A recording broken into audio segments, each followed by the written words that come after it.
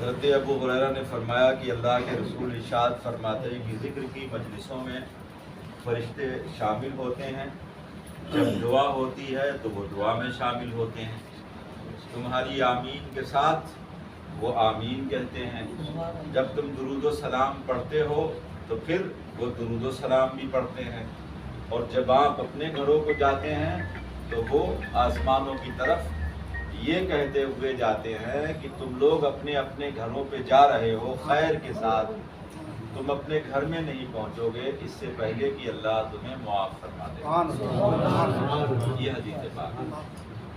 دوسری ایک حدیث پاک میں آپ کو سنا دوں جو میں بارہا آپ کو سنا چکا ہوں، اور اس روایت کو حدیث کی تقریباً 20-25 کتابوں کا میں فی الحال ابھی اور اسی وقت آپ کو حوالہ دے سکتا ہوں۔ 20 کتابوں میں حدیث کی سب سے بڑی کتاب ہے بخاری شریف۔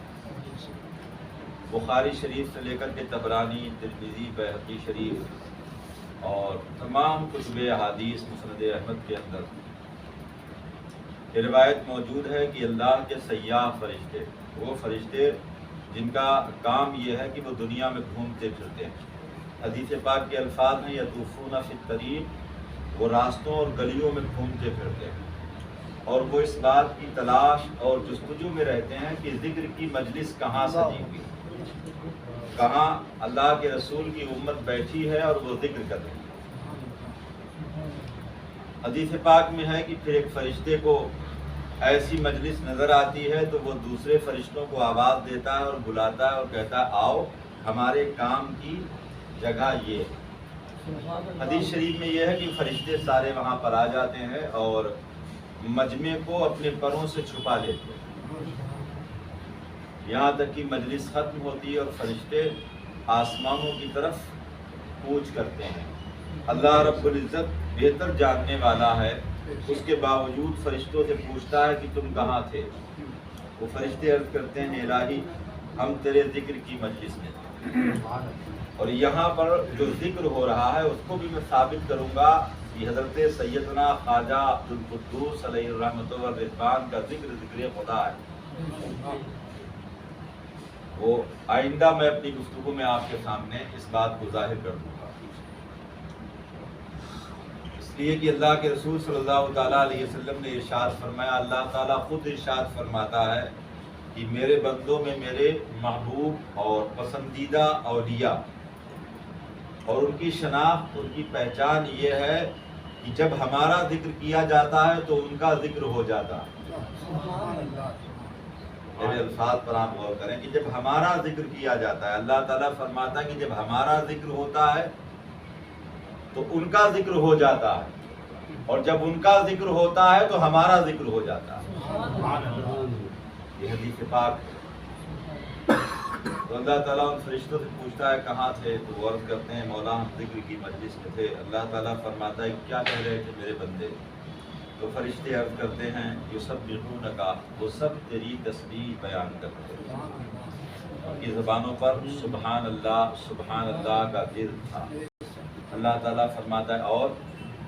تو وہ فرشتے عرض کرتے ہیں تکبرونک، وہ نعرہ تکبیر بھی لگا رہے ہیں۔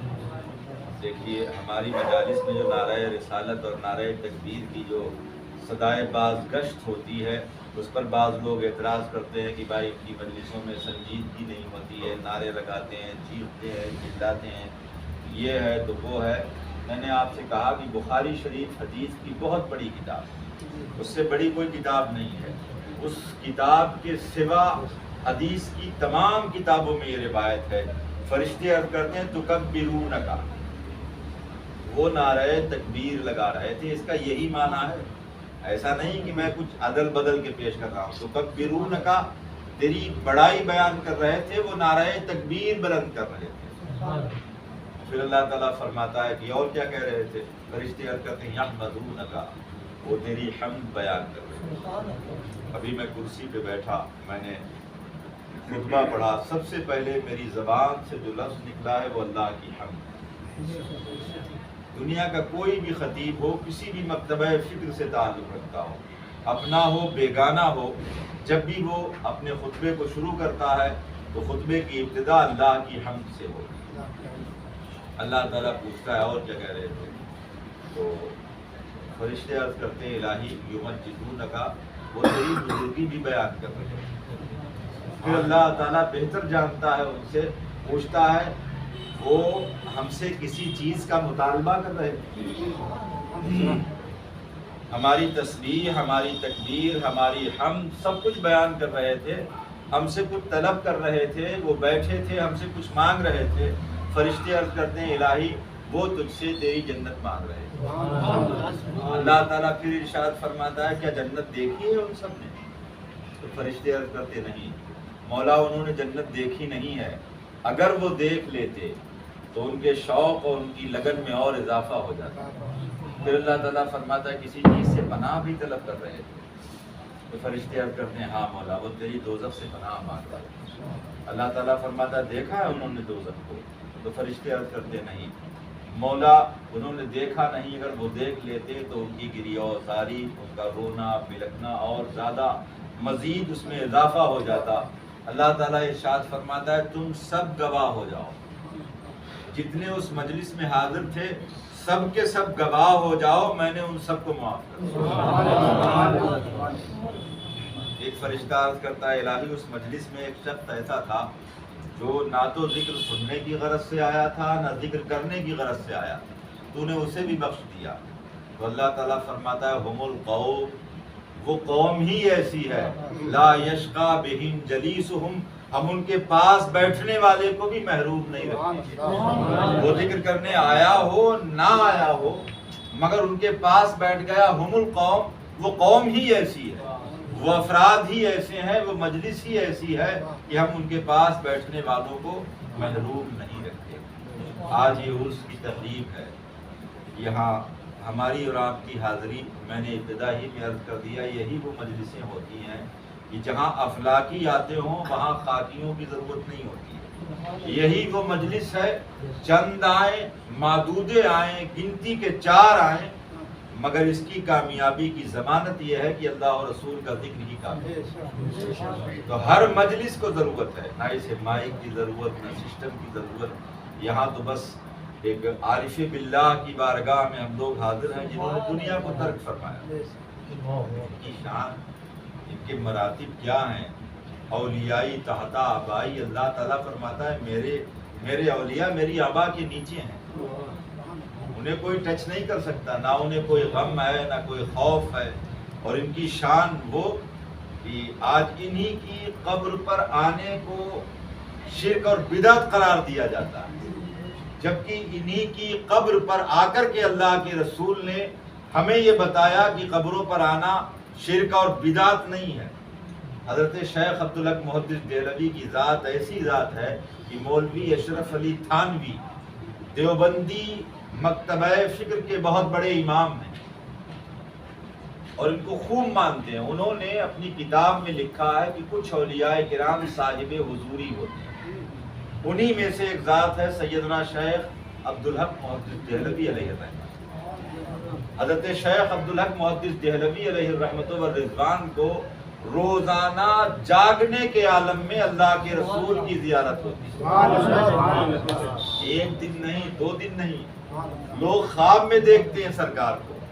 یہ ماتھے کی آنکھ سے بیداری کے عالم میں اللہ کے رسول کی زیارت کرتے ہیں. مجھے بتائیے وہ محدث جس نے جاگتے اللہ کے رسول پوری زندگی زیارت کی ہو تو اس نے تو ایک حدیث پوچھ کے لکھی ہوگی یا رسول اللہ آج یہ حدیث لکھی ہے، آج یہ حدیث لکھی ہے. حضرت شیخ عبدالحق محدث دہلوی ارشاد فرماتے ہیں کہ اللہ کے رسول ہر سال شہدائے بدر کی قبر پر اسی دن جایا کرتے تھے جس دن وہ شہید ہوئے. اور وہاں جا کر کے اللہ کے رسول آپ کو معلوم ہے کیا فرماتے تھے؟ وہاں جاتے اور جانے کے بعد میں، اور ایک بات یاد رکھیے گا کہ مجمع کے ساتھ آپ جاتے تھے، تنہا نہیں. تو پتہ چلا کہ وفد کے ساتھ، جماعت کے ساتھ 4 دوستوں کا مل کے اجمیر شریف جانا یہ بھی اللہ کے رسول کی سنت ہے. اور میں دعوے کے ساتھ کہتا ہوں براہ راست سنت ہے. اس میں ہیلا وسیلہ نہیں. اللہ کے رسول اپنے صحابہ اولیاء تو آپ کے زمانے میں ہیں، صحابہ تو خود اولیاء، بھائی جس نے سرکار کو دیکھا وہ ولی، وہ صحابی بن گیا، ایمان والا پکا ولی۔ اور پھر جس نے اللہ کے رسول کو ایمان کی حالت میں دیکھا ہو، ایمان ہی کی حالت میں دنیا سے گیا ہو، وہ صحابی ہے۔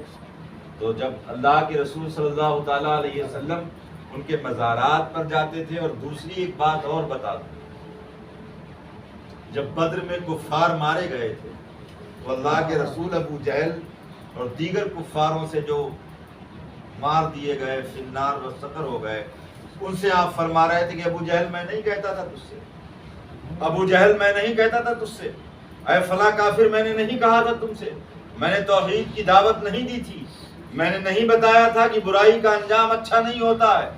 تو کچھ صحابہ نے عرض کیا تھا یا رسول اللہ کیا یہ سنتے بھی ہیں؟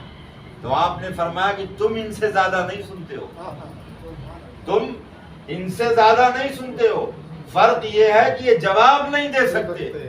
تو ابو جہل کا سننا مرنے کے بعد نص صریح سے ثابت ہے، تو حضرت سیدنا شیخ عبدالقدوس کا سننا کیوں کر ہمارے نص صریح سے؟ لہذا اللہ کے رسول وہاں جاتے، مجمع میں تقریر فرماتے اور ممبر بچھایا جاتا، ایسے ہی نہیں، وہاں ممبر اور حدیث پاک کے الفاظ نہیں ہے۔ مجموع الزوائد وغیرہ میں جب آپ دیکھیں گے، بیہقی میں دیکھیں گے، اور دیگر کتب میں جب آپ دیکھیں گے تو سرکار وہاں، اچھا وہ تو میدان ہے تو وہاں کوئی ہاتھوں ہاتھ تھوڑے کہ صاحب ٹینٹ سے کرسی اٹھا لی، حدیث کا سیاق و سباق اور وہ ماحول یہ بتاتا ہے کہ ممبر آپ ساتھ لے کر کے جایا کرتے ہیں۔ وہاں کوئی آبادی تھوڑے ہے کہ وہاں ممبر مل جائے، کچھ مل جائے، اور ممبر تو صرف مساجد میں ہوا کرتا تھا، نہ اس صورت سے آج بینچ وغیرہ تھی کہ یہ تخت اٹھا لیے، شامیانہ تان لیا، یہ ماحول بھی نہیں۔ تو پتہ چلا کہ اولیاء اللہ اور شہداء کے مزار پر سرکار کا جانا اس اہتمام کے ساتھ کہ ساتھ میں پبلک بھی ہے، صحابی بھی ہیں، اور ممبر بھی اپنا ساتھ لے کر کے گئے، اور وہاں تقریر فرمائی، اور تقریر فرمانے کے بعد اللہ کے رسول تو جہاں جو ارشاد فرمائے وہی حق ہے، مگر وہاں تقریر کرنے کے بعد میں ارشاد فرمایا، واللہ قسم کھائی آپ نے، اور فرمایا مجھے اللہ کی قسم ہے اب مجھے اس بات کا خوف نہیں ہے کہ میری امت مشرک ہے، مجھے اس بات کا خوف نہیں ہے کہ میری امت شرک میں مبتلا ہوگی۔ مزارات پر اللہ کے رسول کا مجمع میں تقریر کے بعد اللہ کی قسم اٹھا کر کے یہ کہنا کہ مجھے اب اس بات کا کوئی خوف نہیں ہے کہ میری امت شرک میں مبتلا ہوگی۔ تو جو مزار پہ جانے کو شرک قرار دے، سمجھ لو سب سے بڑا مشرک وہی ہے، اس لیے کہ جو کسی مسلمان کو مشرک کہے خود مشرک ہے۔ اور پھر اولیاء کی شان اتنی بلند و بالا ہے، حضرت خواجہ غریب نواز انہوں نے ایمان کی دولت سے مالا مال کیا ہے، وہ کہتے ہیں گنج بخش فیض عالم مظہر پورے خدا، کاملارا پیر کامل ناقصارا پیر کامل کاملارا رہنما۔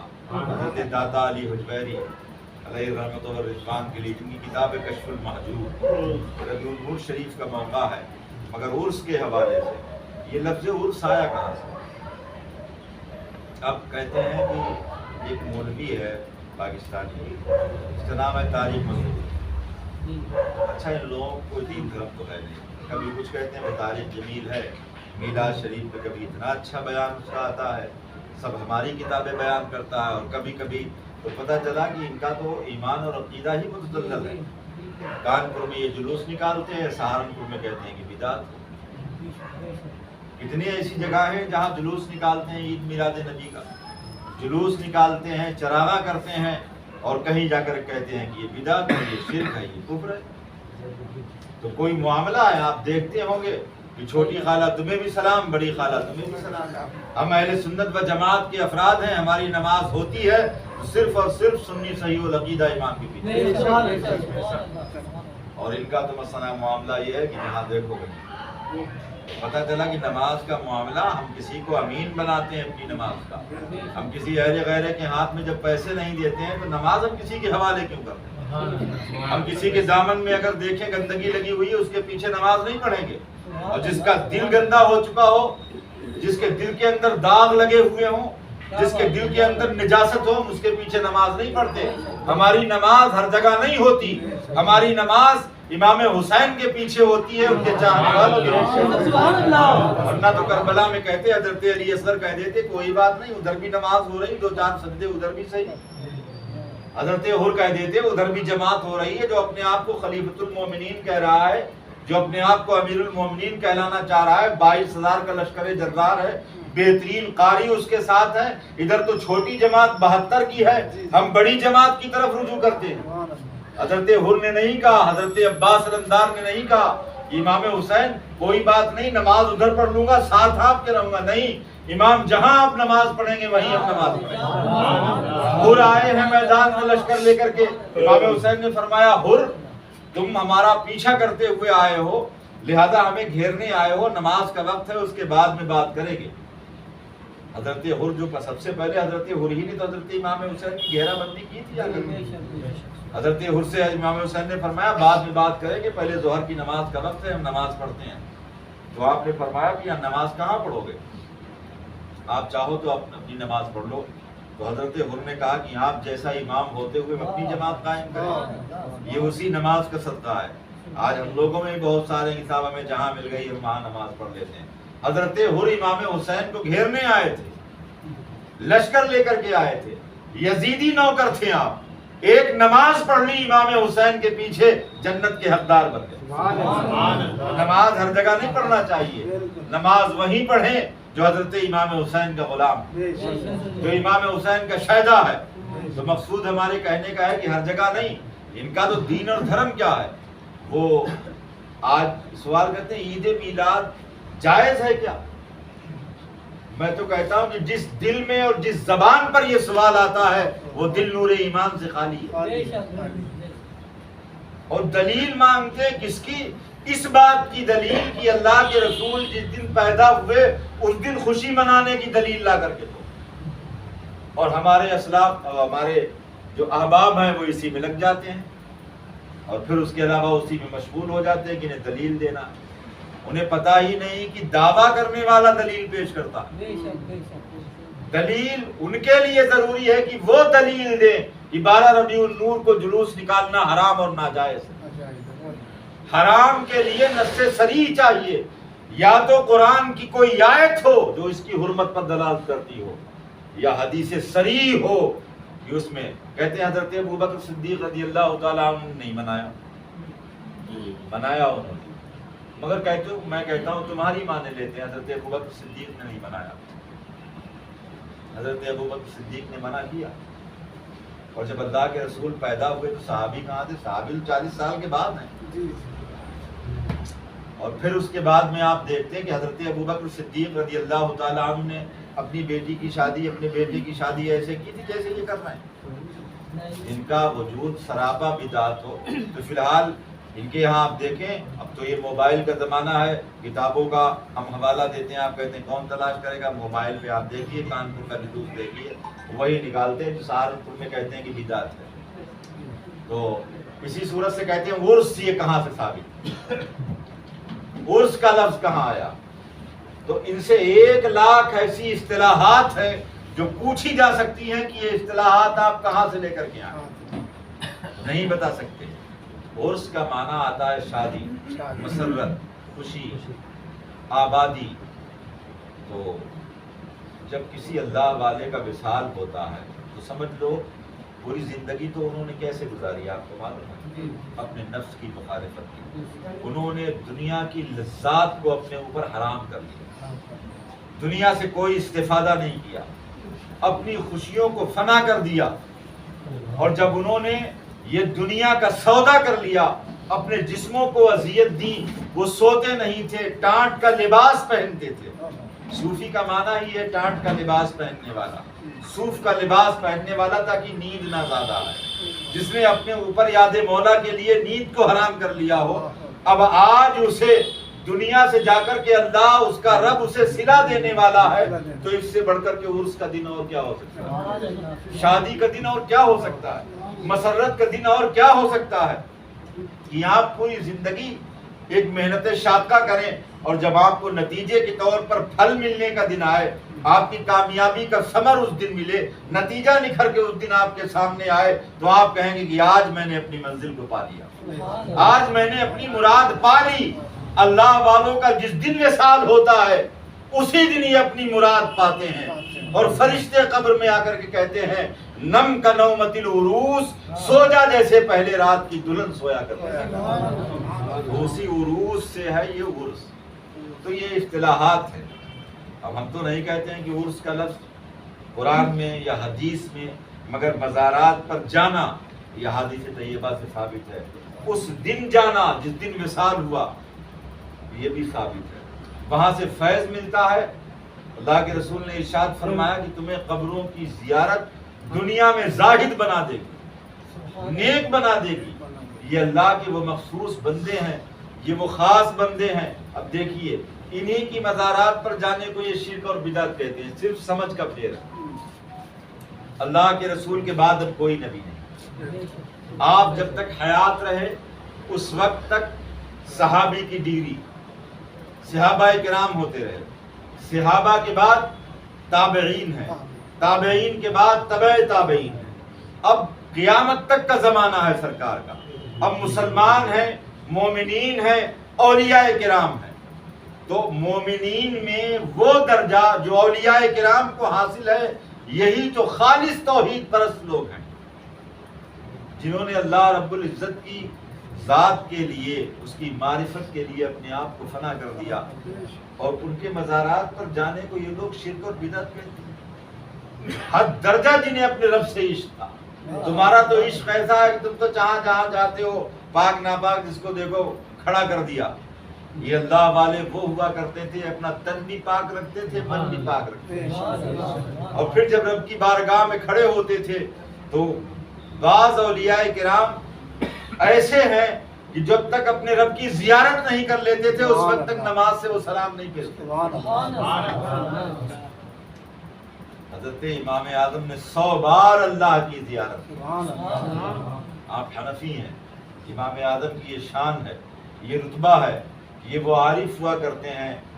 کوہ طور پر حضرت موسیٰ علیہ السلام کو اللہ تعالیٰ نے اپنا جلوہ دکھایا۔ آپ کی تقریب فہم کے لیے میں آپ سے عرض کروں تو آج جہاں کہیں تھوڑی سی بارش ہو جاتی ہے، موسم اچھا ہوتا ہے تو ہم لوگ ادھر کا رخ کرتے ہیں نا۔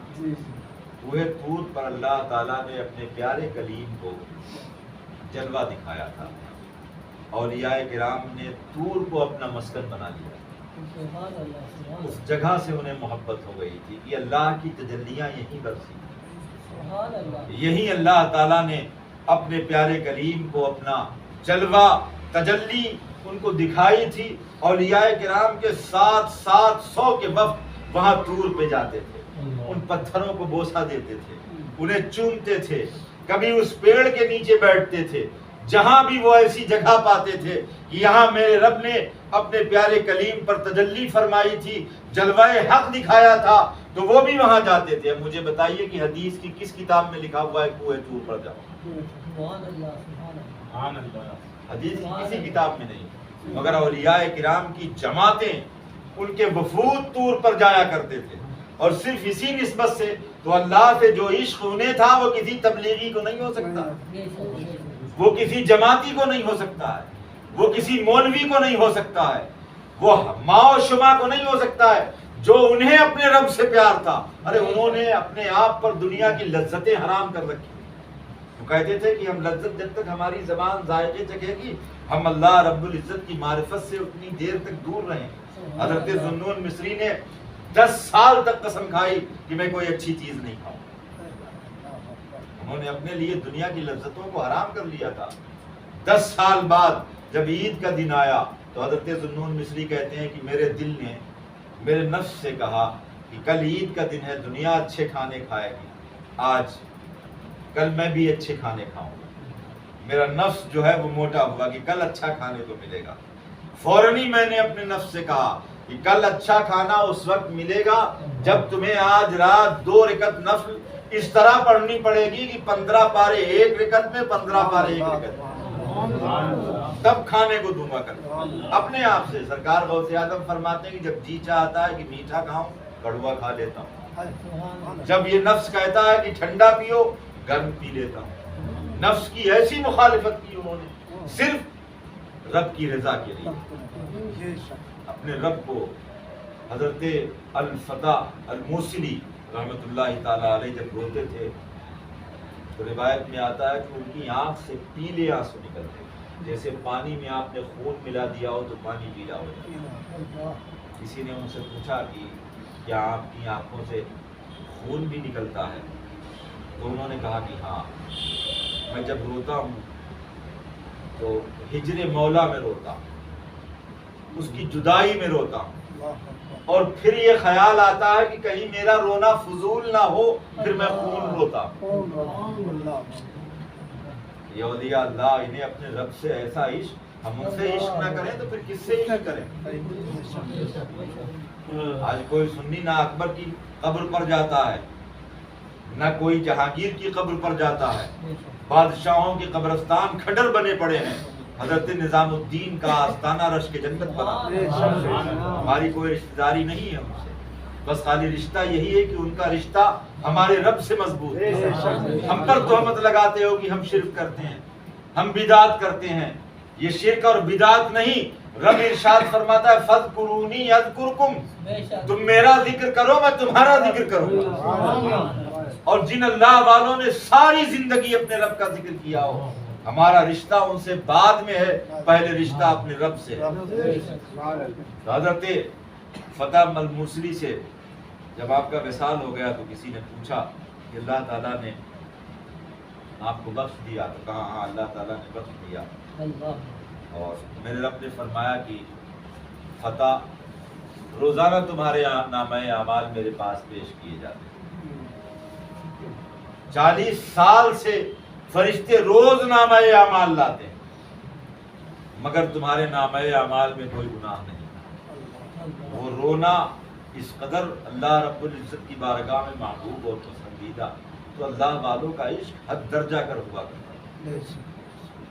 اور وہ عارف ہوا کرتے تھے، دور پر جا کر کے اپنا آشیانہ بناتے تھے، مسکن بناتے تھے۔ وہ کہتے تھے کسی صورت سے حضرت خواجہ غریب نواز نے داتا علی حجویری کی بارگاہ میں چلہ کیا، اور جب وہاں چلہ کیا 900 سال ہو گئے حضرت داتا علی حجویری علیہ رحمۃ و رضوان کو۔ سرکار غریب نواز جب وہاں گئے تو وہاں جا کر کے دیکھا کہ یہ تو وہ آستانہ ہے، گنج بخش فیض عالم مظہر نور خدا، ناقصارہ پیر کامل کاملارہ رہنما۔ یہ گنج بخش فیض عالم ہے، مظہر نور خدا ہیں، اور یہ وہ ہے کہ ناقصوں کے لیے پیر کامل اور کاملوں کے لیے رہنما ہے۔ وہ داتا علی حجویری جب اپنی جھوپڑی میں بیٹھے ہوتے ہیں تو روایت کے اندر آتا ہے غیر مسلموں کی بارات آتی ہے اور کہتی ہے کہ بابا ہم راستہ بھول گئے، ہمیں راستہ دکھا دو، ہمیں راستہ بتا دیجئے۔ داتا علی حجویری نے بوجھل پلکوں کو اوپر اٹھایا، فرمایا راستہ بتا دوں یا راستہ دکھا دوں؟ عرض کی سرکار یہ تو مہان کرپا ہوگی، یہ تو بڑی مہربانی ہوگی۔ حضرت داتا علی حجویری نے ایک نظر اٹھائی، 2000 غیر مسلموں کی بارات پر نظر ڈالی، حجویر کا ایک ایک ذرہ گواہ ہے کہ 2000 غیر مسلموں کی بارات زبان حال و قال سے کہہ رہی تھی بابا بس کرو، راستہ دکھ گیا ہے، کھڑے حجویر میں ہے، نہ مکہ نگاہوں سے چھپا ہے نہ مدینہ نگاہوں، اور مدینہ ہی نہیں صاحب مدینہ بھی ہمیں نظر آتے ہیں، اور وہ فرما رہے ہیں کہ میرے غلام کے ہاتھوں میں کلمہ پڑھ کے مشرف بھائی وہ حضرت داتا علی حجویری کشف المحجوب جن کی بہت معتبر کتاب ہے، اس میں ارشاد فرماتے ہیں حضرت ابو اسحاق ابراہیم، دیکھیے اللہ والوں نے کیسے اپنے باطن کو سنوارا، کس صورت سے اللہ تعالیٰ کی بارگاہ میں اپنے آپ کو پیش کیا کہ اللہ تعالیٰ نے ساری خلق ان کی تابعدار کر۔ فرماتے ہیں کہ حضرت ابو اسحاق ایک اللہ والے کی جستجو، جن کا نام تھا حضرت شیخ مسلم المغربی رحمۃ اللہ تعالیٰ علیہ، ان کا بڑا شہرہ سنا تو ان کے پاس جب پہنچے تو نماز ہو رہی تھی، لہذا یہ بھی نماز میں شامل ہوئے۔ لہذا جب نماز پڑھی انہوں نے تو یہ عرب شریف کے خاص علاقے کے رہنے والے تھے، مگر وہ مغرب کے رہنے والے تھے، تو ادھر کا لہجہ عربی اتنا اچھا نہیں تھا، لہذا انہوں نے نماز پڑھی تو نماز میں انہیں کوفت محسوس ہوئی اندر سے، جیسے آج کوئی اچھا ادیب بیٹھا ہو اردو کا اور مجھ جیسا ٹوٹی پھوٹی اردو بولنے والا وہاں پر بولے تو اسے کوفت ہوتی ہے. جب کسی کا ادب یا کسی کی زبان سے کھلواڑ کی جاتی ہے تو بہت اندرونی تکلیف ہے. تو حضرت ابو اسحاق جو ہے انہوں نے دیکھا کہ ان کی زبان کچھ اچھی نہیں، قرآن کو بہتر نہیں پڑھا، لہٰذا بولے کہ ہمارا وہ سفر بیکار ہے. بعض لوگ فیصلہ کر لیتے ہیں نا بہت جلدی. اللہ والوں خاک رانے خاک سارانے جہاں راہ با حقارت مانگر کوچے دانی کی دری گر سوارے باشد. اقبال کہتا ہے کہ خاک سارانے جہاں کو، زمین پر بیٹھنے والوں کو حقارت کی نظر سے نہ دیکھو. تمہیں نہیں معلوم ہے ان کے دامن میں جو گرد و غبار ہے پوری دنیا اسی کے اندر چھپی ہوئی. توچے دانی کی دری گرد سوارے باشد، تمہیں نہیں معلوم اسی دھول میں کوئی سوار بھی ہے، اور اس وادی کا سوار ہے جس وادی کا سفر اچھے اچھوں کو نصیب بھی نہیں ہوتا. معرفت کی راہ کا، سلوک کا مسافر اس راہ میں، اس دامن میں ہو سکتا ہے. تو حضرت ابو اسحاق فرماتے ہیں میں نے نماز پڑھی اور میں نے سوچا کہ یہ کوئی خاص معاملہ نہیں ہے. حضرت جنید بغدادی کے پاس بھی ایک شخص گیا تھا فرید ہونے، 1 مہینہ رہا، جانے لگا. غوث اعظم کے پیروں کے پیروں کے پیروں میں سے ہیں حضرت جنید بغدادی. جو پیرانے پیر ہیں ان کے پیروں میں سے جو بڑے پیر ہیں وہ حضرت جنید بغدادی. ایک شخص گیا اور 1 مہینے بعد وہ رخصت ہو گیا وہاں سے. حضرت جنید بغدادی فرمایا کیوں آئے تھے؟ تو کہا مرید ہونے آیا تھا آپ سے. تو آپ نے فرمایا پھر؟ تو کہا 1 مہینے رہا، رات دن اسی جستجو میں رہا، کوئی کرامت دیکھ لوں آپ سے، مرید ہو جاؤں، مگر کوئی کرامت ہی نہیں دکھی آپ سے. تو حضرت جنید بغدادی نے فرمایا ٹھیک ہے تجھے جانا ہے تو جا، مرید نہیں ہونا ہے کوئی بات نہیں، مگر یہ بتا تمہیں مجھے نماز پڑھتے ہوئے دیکھا؟ تو اس نے کہا کہ ہاں جھوٹ نہیں بولوں، نماز آپ کو پڑھتے ہوئے دیکھا. کہا کہ کبھی کوئی میری رکعت چھوٹی؟ اس نے کہا نہیں. آپ کی رکعت کبھی نہیں چھوٹی ہے. آپ نے فرمایا تکبیر اولیٰ فوت ہوئی؟ تو اس نے کہا کہ نہیں. آپ کی تکبیر اولیٰ بھی فوت نہیں. آپ نے فرمایا پھر تم نے مجھے کھانا کھاتے ہوئے بھی دیکھا ہوگا؟ تو اس نے کہا کہ ہاں کھانا کھاتے ہوئے دیکھا. تو آپ نے فرمایا کہ سنت رسول کے خلاف مجھے تم نے کبھی کھانا کھاتے ہوئے دیکھا؟ تو اس نے کہا نہیں، جھوٹ نہیں بولوں گا، آپ کو میں نے سنت کے خلاف کبھی نہیں دیکھا. آپ نے فرمایا جب تو جستجو میرے احوال کی کر رہا تھا پھر تو نے مجھے راتوں میں اٹھتے ہوئے بھی دیکھا ہوگا، نماز تہجد کے لیے بھی اٹھتے ہوئے دیکھا ہوگا. اس نے عرض کی سرکار بالکل آپ صحیح کہہ رہے ہیں، میں نے کرامتیں نہیں دیکھی مگر اتنا ضرور ہے کہ آپ کو تہجد کے لیے بھی اٹھتے دیکھا. آپ نے فرمایا میری زبان سے کبھی غیبت سنی؟ اس نے کہا کبھی نہیں سنی. آپ نے فرمایا میرا قدم کبھی برائی کی طرف اٹھتے ہوئے دیکھا؟ اس نے کہا ہرگز نہیں. تو آپ نے فرمایا کہ اللہ کا شکر ہے کہ میں نے کبھی بھی شریعت کی مخالفت نہیں کی ہے. تو نے کرامت نہیں دیکھی مگر سنت کی مخالفت کبھی دیکھی ہے؟ جیسے کہ آج کل ہم لوگ تلاش کرتے ہیں، کہتے ہیں فلاں پیر کے جتنے مرید ہیں وہ سب کے سب مالدار ہیں، چلو وہیں مرید ہو لیتے ہیں.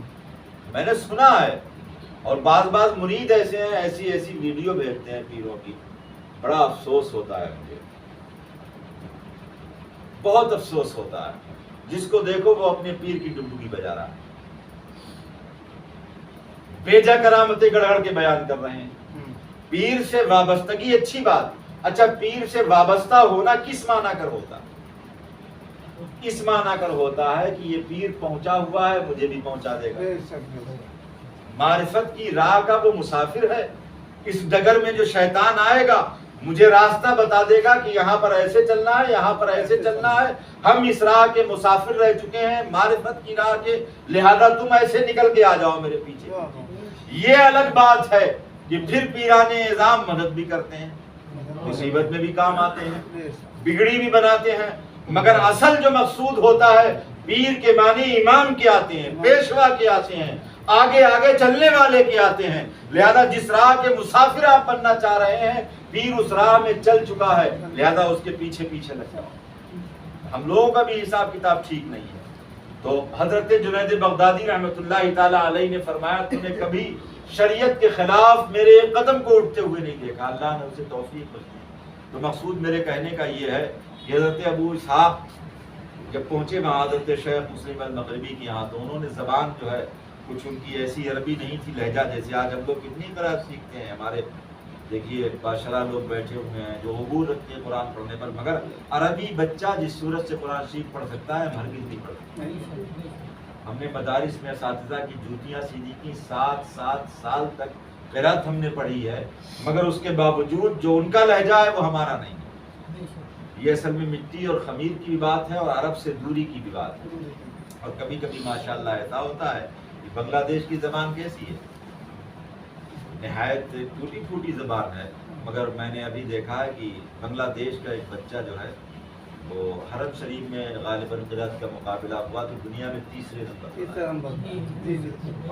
اور اس کو وہاں کا جو وہ شہزادہ وغیرہ جو کچھ پولیس وغیرہ ہے اس کے ساتھ میں اس کے فوٹو وغیرہ بھی ہیں۔ تو دیکھیے چھوٹا سا بچہ ہے، محنت کی، مشقت کی، اللہ نے اسے جو ہے آواز کی نعمت دی، اساتذہ کی محنت۔ تو محنت شاقہ سے کبھی کبھی یہ بھی ہوتا ہے کہ بڑے بڑے جو دور رہتے ہیں عرب سے وہ بھی کمال حاصل کر لیتے ہیں، مگر حضرت ابو اسحاق فرماتے ہیں کہ مجھے کوفت ہوئی نماز میں، اور میں نے کہا بیکار ہی میرا سفر تھا بلا وجہ میں، خام خواہ کے لیے۔ تو فرماتے ہیں کہ پھر میں رات میں وہاں رہا کہ صبح چلا جاؤں گا، اور پھر صبح فجر کی نماز کے لیے دریائے دجلہ پہ گیا، وہاں میں نے وضو کیا۔ وضو کرنے کے بعد میں آ رہا تھا نماز کے لیے تو ایک شیر میری آہٹ سے جاگ گیا، اور جب وہ شیر جاگا تو دوسرا شیر بھی جاگ گیا، اور وہ شیر مجھے دوڑانے لگا۔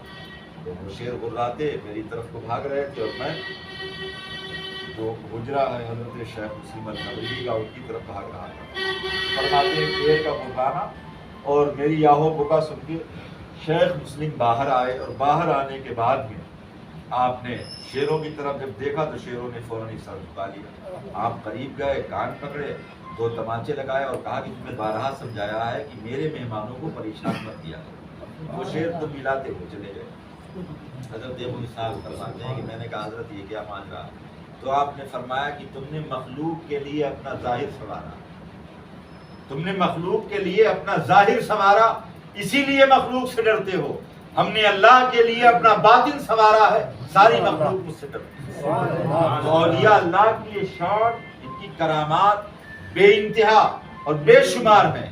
لہذا میں عرض کر رہا تھا حضرت ذوالنون مصری کے تعلق سے، حضرت ذوالنون مصری نے دنیا اپنے اوپر بالکل حرام کر لی، لذتیں اس کی، 10 سال تک اچھا کھانا نہیں کھایا، اور جب عید کا دن آیا تو عید کے دن خیال کیا کہ دل نے کہا کہ کل صبح تو پوری دنیا اچھا کھائے گی، عید کا دن ہے، عید کے دن تو روزہ رکھنا بھی جائز نہیں ہے، حرام ہے عید کے دن روزہ رکھنا۔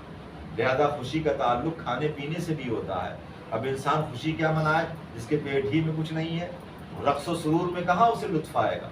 تو حضرت ذوالنون مصری نے کہا ٹھیک ہے کل عید کا دن ہے، میں کھانا کھاؤں گا اچھا، مگر ایک شرط پر یہ کہ پوری رات 2 رکعت نفل نماز اس طریقے سے پڑھنا پڑے گی کہ ایک رکعت میں 15 پارے یعنی پورا کلام پاک ختم کرنا ہوگا۔ لہذا پوری رات اس صورت سے آپ نے نماز پڑھی، اور صبح کو جب آپ کے سامنے مریدوں سے آپ نے فرمایا کہ ذرا تھوڑا آج اچھا کھانا بنا لینا ہمارے لیے، مرید بڑے خوش ہوئے کہ 10 سال بعد اس میں خود فرمائش کی ہو۔ لہذا طرح کے کھانے آپ کے سامنے سجائے گئے۔ آپ نے نوالا اٹھایا اور منہ کے قریب ہی لا رہے تھے، یہ اندر سے نفس کی آواز آئی کہ آخرکار میں کامیاب ہو ہی گیا۔ آپ نے فوراً ہی وہ نوالا رکھ دیا اور فرمایا ہرگز میں تجھے کامیاب نہیں ہونے دوں گا۔ لہذا وہ نوالا رکھا۔ مرید ابھی پوچھ ہی رہے تھے کہ حضرت خود ہی بنوایا آپ نے اور خود ہی آپ منع کر رہے ہیں، ماجرا کیا ہے؟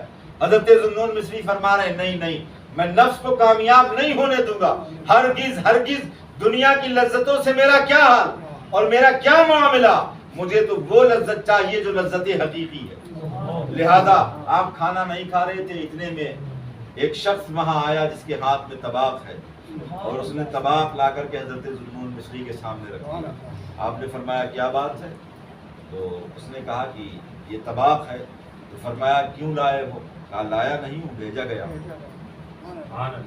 میں بھیجا گیا ہوں۔ رات صبح عید ہے اس لیے میں نے کھانا اپنے گھر میں بڑی لگن، ذوق اور شوق اور محنت سے بنایا تھا، لہذا کھانا بنانے کے بعد میری آنکھ لگ گئی میں نے اللہ کے رسول کو خواب میں دیکھا ہے، اور سرکار نے ارشاد فرمایا کہ یہ کھانا میرے غلام ذوالنون مصری کو دینا اور میرا پیغام دے دینا اس کو، اور کہہ دینا کہ ذوالنون آج ایک لمحے کے لیے اپنے نفس سے صلح کر لو، تھوڑی دیر کے لیے صلح کر لو۔ روایت میں آتا ہے کہ حضرت ذوالنون مصری نے جب یہ سنا تو آپ نے فرمایا کہ میں اپنے آقا کا فرما بردار بنتا ہوں، میں سرکش نہیں ہوں، میں نافرمان نہیں ہوں، لہذا روایت میں آتا ہے نہایت رغبت کے ساتھ آپ نے وہ کھانا تناول فرمایا۔ تو مقصود میرے کہنے کا یہ ہے کہ اولیاء اور صلحاء کی وہ جماعت جو آج زیر زمین ہے مگر انہوں نے اپنی زندگی کو فنا کر دیا اللہ کے لیے، اس کے دین کے لیے، شریعت کے تحفظ کے لیے، آج انہی کے آستانوں پر ہم جائیں تو ہمارے اوپر بدعات کے فتوے لگائے جاتے ہیں، کافر و مشرک بنایا جاتا ہے۔ اللہ کے رسول نے ارشاد فرمایا تم قبروں کی زیارت کرو، قبروں کی زیارت تمہیں دنیا میں زاہد بنا دے گا، صریح حدیث پاک۔ تو آج اللہ رب العزت کا لاکھ لاکھ فضل و احسان ہے، اور میں آپ سے عرض کر چکا ہوں کہ یہ وہ مجلس ہے، نہ اسے تخت کی ضرورت، نہ شامیانے کی ضرورت، نہ عود و صندل کی ضرورت، نہ ہماری ضرورت، نہ تمہاری ضرورت، کسی کی ضرورت نہیں۔ یہ بے نیاز کے بے نیاز بندوں کی محفل ہے، ہمیں ان کی ضرورت ہو سکتی ہے، انہیں کوئی ضرورت نہیں۔ وہ رب بے نیاز ہے، اس نے ارشاد فرمایا کہ اولیائی تحت آبائی، میرے اولیاء میری ابا کے نیچے ہیں، اور کلام پاک میں ارشاد فرماتا ہے الا ان اولیاء اللہ لا خوف علیہم ولا هم یحزنون۔ اس آیت کو ہی پتہ نہیں یہ پڑھتے کہ نہیں پڑھتے۔ اللہ تعالیٰ فرماتا ہے بے شک خبردار میرے ولی، میرے دوستوں کو نہ کوئی خوف اور نہ کوئی غم، انہیں کہیں خوف اور غم نہیں، نہ دنیا میں خوف و غم، نہ آخرت میں خوف و غم۔ دنیا والے وہ غم کریں آخرت میں جنہیں لمبا چوڑا حساب و کتاب دینا، انہیں کوئی ایسا حساب و کتاب دینا نہیں ہے، وہ تو اللہ کے لیے سب کچھ وقف کر چکے ہیں۔ تو آج کی یہ تقریب اور ہمارا یہاں جیسے مزاروں پہ جا کے کیسے مانگنا چاہیے، تھوڑا ہم لوگ بتا دیجیے طریقہ۔ مزاروں پہ جا کر کے کہیں بھی مانگو، میں آپ سے مزاروں پہ جا کر کوئی مانگا ہی تھوڑے جاتا، مانگا تو اللہ سے جاتا۔ میں پوری بات سمجھ گیا، میں آپ سے عرض کروں مزاروں پر جا کر کے مانگنا یہ تو بہت چھوٹی سی چیز ہو گئی۔ بھائی مانگا تو جاتا ہے اس سے جس کے پاس پیسہ ہو، جس کے پاس دولت ہو، جس کے پاس دھن ہو، جس کے پاس طاقت ہو، قوت ہو۔ ان اللہ والوں کے پاس دولت، طاقت، ثروت اس سے بھی بڑی بڑی چیزیں ہیں، تو ان سے جس نے دولت مانگی، کچھ مانگا، تو سمجھ لو اس نے کچھ بھی نہیں مانگا۔ ان سے اگر مانگنا ہے ان کے آستانوں پر آ کر کے تو ان سے یہ دعا مانگو، ان کی بارگاہ میں یہ عرض کرو کہ جیسے اللہ کے عام مقرب ہے، اللہ تعالی ہمیں بھی آپ کے نقش قدم پر چلنے کی توفیق۔ دوسری بات، ایک بات یاد رکھیے کہ مانگا جب بھی جائے صرف اپنے پروردگار سے مانگا جائے۔ بات یاد رکھنا، مانگا جب بھی جائے صرف اپنے پروردگار سے مانگو، یہ تقویٰ ہے، عین تقویٰ ہے۔ ہاں یہ الگ بات ہے اللہ رب العزت دعاؤں کو قبول فرمانے والا، اس کے محبوب نے ارشاد فرمایا ہے کہ اللہ تعالیٰ کچھ خاص لوگوں کی دعاؤں کو قبول کرتا ہے، کچھ خاص جگہوں پر دعاؤں کو قبول کرتا ہے، کچھ خاص وقتوں میں دعاؤں کو قبول کرتا ہے۔ دعا قبول کرنے والا ایک رب، مگر کچھ خاص لوگ ہیں جن کی دعا اللہ تعالیٰ جلد قبول کرتا ہے۔ وہ خاص لوگ کون کون سے ہیں؟ ماں باپ، مظلوم، مسافر، قیدی، بیمار۔ بیمار کی دعا، بیمار تو دنیا سے اسے تو پتہ چل جاتا ہے نا دنیا کی حقیقت کیا ہے۔ بیمار تو سمجھ جاتا ہے کہ بیٹے کی حقیقت کیا ہے، کتنے ناز و نعم سے میں نے اسے پالا اور آج میں ہاسپٹل میں ہوں، روٹی بھی دینے نہیں آیا۔ اسے پتہ چل جاتا ہے نا کہ بیوی کی حقیقت کیا ہے، اسے پتہ چل جاتا ہے کہ دوست کی حقیقت کیا ہے۔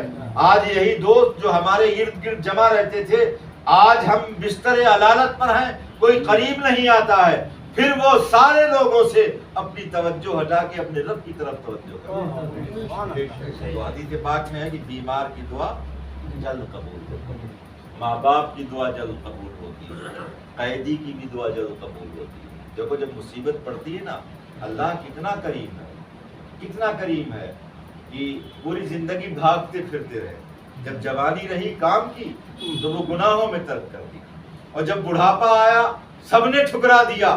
پھر رب کی طرف توجہ کی, اس نے کہا آ میرے بندے آ, میری رحمتیں دنیا والوں سے وسیع تر ہیں. وہ دنیا کے لوگ تھے, عمر کے جس حصے میں تو میرے پاس آئے گا میری رحمتیں تیرا استقبال کریں. تو اللہ تعالیٰ مظلوم کی بھی دعا قبول کرتا ہے, ماں باپ کی بھی دعا قبول کرتا ہے, اور کچھ وقت ایسے ہیں جن میں دعائیں قبول ہوتی ہیں. جیسے حدیث پاک میں ہے کہ جمعہ کے دن ایک ایسی ساعت آتی ہے کہ اللہ سے جو بھی نیک جائز دعا کریں اللہ تعالیٰ اسے قبول فرماتا ہے. اور روایت میں آتا ہے کہ ایک وقت ایسا ہے کہ جب انسان کی نظر کعبے پر پہلی بار پڑتی ہے, اس وقت جو دعا مانگے اللہ تعالیٰ قبول کر لیتا ہے. تو پتہ چلا کہ کچھ لوگ ایسے کہ جن کی دعائیں قبول ہوتی ہیں, کچھ وقت ایسے جن پر دعائیں قبول ہوتی ہیں, اور کچھ جگہیں ایسی ہیں جہاں پر دعائیں قبول ہوتی ہیں. وہ جگہیں وہ ہیں جہاں اولیاء اللہ کے مزارات ہیں. طواف کر لیا, اللہ تعالیٰ ارشاد فرماتا ہے کہ اب تمہیں نماز پڑھنی ہے تو تم مقام ابراہیم پر آؤ. جہاں ابراہیم نے کھڑے ہو کر کے کعبہ بنایا تھا اس جگہ پر آؤ, وہاں نماز پڑھو آ کر کے, اسے مصلی بناؤ آ کر کے اپنا. اور روایت کے اندر آتا ہے کہ حضرت امام شافعی ہمیشہ امام اعظم کی قبر پر جا کر کے دعائیں مانگتے. شاگردوں نے پوچھا آپ کے مسلک میں اختلاف ہے, مگر جب آپ وہاں جاتے ہیں, وہاں جا کے نماز پڑھتے ہیں اور وہاں جا کر کے آپ دعائیں مانگتے ہیں, تو آپ نے فرمایا کہ دعائیں تو اللہ تعالیٰ ہر جگہ قبول کرتا ہے, مگر مزارات اولیاء پر جلدی قبول کرتا ہے. ٹھیک ہے, تو اولیاء اللہ کے آستانوں پر آپ پہنچے, اپنے رب سے سوال کرے, وسیلہ انہیں بنائے. اچھا, دوسرے یہ ہے کہ ہمارے محترم نے جو سوال کیا ہے, اور ایسی سوالات کی مجلسیں ہونی چاہیے. مجھے ایک سنی ایسا جاہل سے جاہل کوئی سنی ایسا جو مزارات پر جاتا ہو, وہ اس کا یہ عقیدہ ہو کہ اللہ نہیں دیتا ہے ولی اللہ دیتا ہے.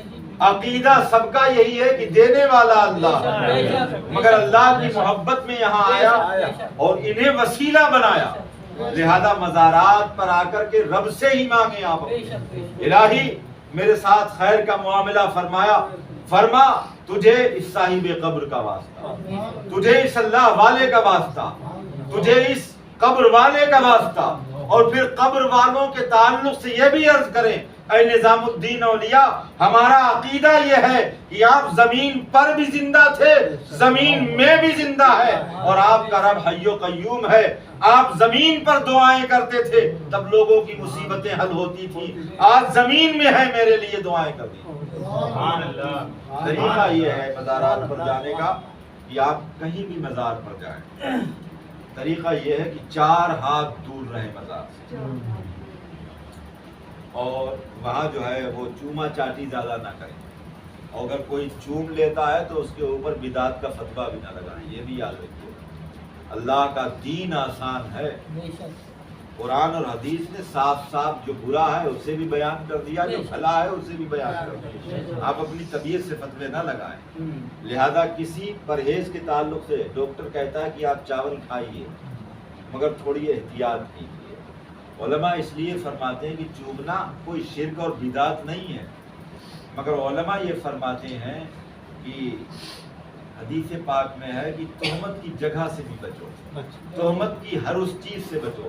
تم تو بوسہ دے رہے ہو دہلیز کو, ہو سکتا ہے کہ کوئی مردود کہہ دے میں نے اس کو مزار پر سجدہ کرتے ہوئے دیکھا. اتقوا مواضع التہم, اتقوا مواضع التہم, تہمت کی جگہ سے بھی بچو. شراب خانے کے دروازے پہ تسبیح لے کر کے نہ کھڑے ہو جاؤ. تمہاری عزت اللہ رب العزت نے مومن ہونے کے بعد بنائی ہے, لہذا شراب خانے کے دروازے پر تسبیح پڑھو جا کر کے, ایسا ہرگز نہ کرو, لوگ تمہیں شرابی گمان کریں گے. تمہاری تکبیر تحریمہ, تمہاری نماز وتر چھوٹ گئی ہے, لہذا نماز وتر جب پڑھو قضا تو ہاتھ نہ اٹھاؤ. کیوں ہاتھ اٹھاؤ گے لوگ جان لیں گے تمہارے وتر چھوٹے ہیں, تمہیں لوگ حقیر سمجھیں گے. شریعت نے رخصت دی ہے کہ جب وتر کی نماز قضا پڑھو تو تم ہاتھ نہ اٹھاؤ تاکہ لوگ جان نہ لیں کہ اس کی وتر قضا ہوئی. یہی مسئلہ ہے. تو حدیث پاک میں دیکھیے کہ مومن کی عزت کتنی بڑی بات ہے. اگر کوئی مفتی اعظم ہند نے تو فرمایا کہ سنگے درے جانا پر کرتا ہوں جبھی سائی، سجدہ نہ سمجھ نہ دی سر دیتا ہوں نظرانہ. سبحان اللہ. مگر اعلیٰ حضرت فرماتے ہیں کہ 4 ہاتھ دور رہو، اور پھر یوں تصور کرو کہ یہ مزار کا پتھر ہے، ہمارے لب اس لائق نہیں، دن بھر غیبت کی ہے، دن بھر گالی بکی ہے، اس منہ سے ہم نے حرام بھی معاذ اللہ کھایا. یہ ولی اللہ کی دہلیز کا پتھر ہے، یہ ولی اللہ کی دہلیز کا پتھر ہے، یہ اس کے لائق ہمارے ہونٹ نہیں. لہذا اعلیٰ حضرت نے فرمایا یہ جمعہ چاٹی اس سے دور رہو تاکہ لوگ تم پر تہمت لگائیں. ٹھیک ہے. اور اگر کوئی بارفتگی میں طواف کو مطلق علماء نے منع فرمایا، قبر کا طواف نہیں کرنا چاہیے. اور ہاں جیسے کہ ادھر سے پبلک آ رہی ہے ادھر سے جا رہی ہے تو وہ طواف نہیں ہے، اس کو بھی یہ طواف کہہ دیتے ہیں. انہیں تو جلوس میں ڈی جے اور ڈانس ہی نظر آتا، کہتے ہیں وہ ڈانس کرتے ہیں تو یہ ہوتا ہے. انہیں محفل میلاد میں نہ تو کبھی مثلا جو ہے نعت شریف نظر آئی، نہ ذکر نظر آیا، نہ درود نظر آیا، انہیں نظر آیا تو ڈانس نظر آیا. اور کہاں ڈانس ہوتا ہے، کس جگہ ہوتا ہے؟ اگر سرور میں وجد میں کوئی جھوم جائے، اگر سرور میں وجد میں کوئی جھومے تو آپ مجھ سے کبھی رابطہ کریں گے، اور اگر چاہیں گے تو ابھی دلائل کی انبار لگا دیں. امام عشق و محبت وہ کتاب سبع سنابل شریف جو سرکار کی بارگاہ میں مقبول ہے، اس کے حوالے سے بیان کروں گا کہ وجد میں جھومنا، وجد میں اللہ والے ایسے جھومے کہ جب ایک شعر سنا تو کنویں کے اندر چلے گئے اور دوسرا شعر سنا تو کنویں کے باہر آ گئے. وہ وجد وہ سرور، نعرے تکبیر، نعرے رسالت، نعرے رسالت. وہ وجد اور سرور کا عالم رہتا تھا. اگر کوئی مستی میں جھوم جائے نعت رسول میں تو ڈانس کرتے ہیں. یہی تو بڑی خوبی ہے دین کی. اللہ کے رسول نے اتنی آسانی سے کسی کو فتویٰ نہیں لگایا. آپ نے فرمایا کہ اولیاء کرام زندہ تھے اور آج بھی زندہ ہیں، اور تو اللہ تعالیٰ نے ان کو جو عطا کرا، ہم جا کے درگاہ میں وزارت کی بات کہتے ہیں کہ اب اللہ کی دی طاقت سے ہماری مدد کی گئی، بالکل، یا اللہ کے دیے سے یہ کہنے کی بھی ضرورت نہیں ہے. جو ولی اللہ ہے بالکل جائز نہیں. آپ نے تو یوں فرما دیا، آپ نے تو یوں کھول کے فرما دیا کہ آپ اللہ کی دی ہوئی طاقت سے میری مدد کیجیے. اگر کوئی یہ بھی نہیں کہتا ہے، ڈائریکٹ کہتا ہے کہ اے ولی اللہ میری مدد کرو، ولی کے معنی ہی مددگار کے آتے ہیں.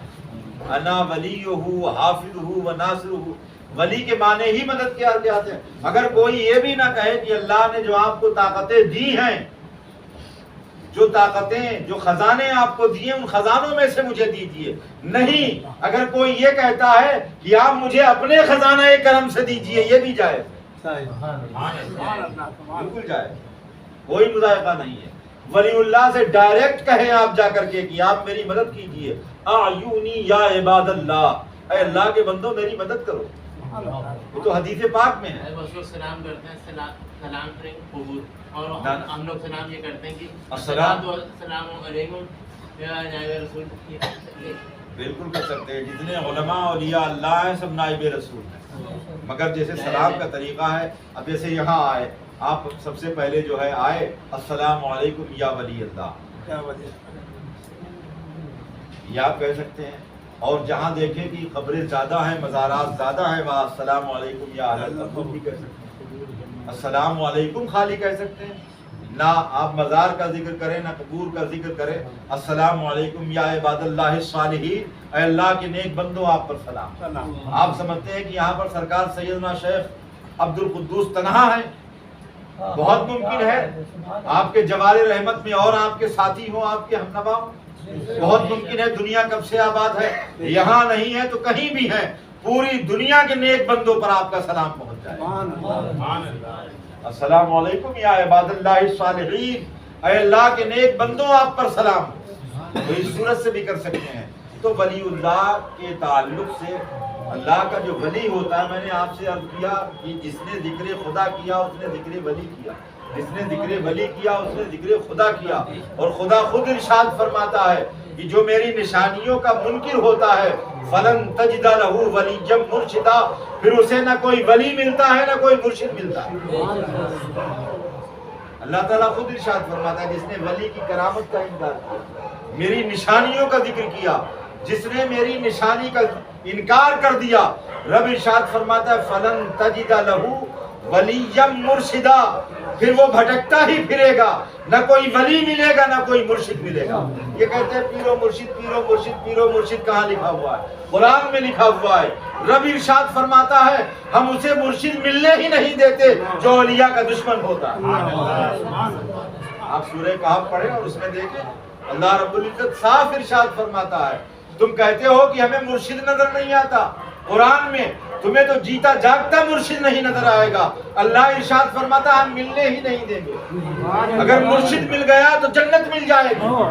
میرے نبی کا گستاخ ہے تو نے ولی کی توہین کی ہے، نہ ولی ملے گا نہ پیر ملے گا نہ مرشد ملے گا۔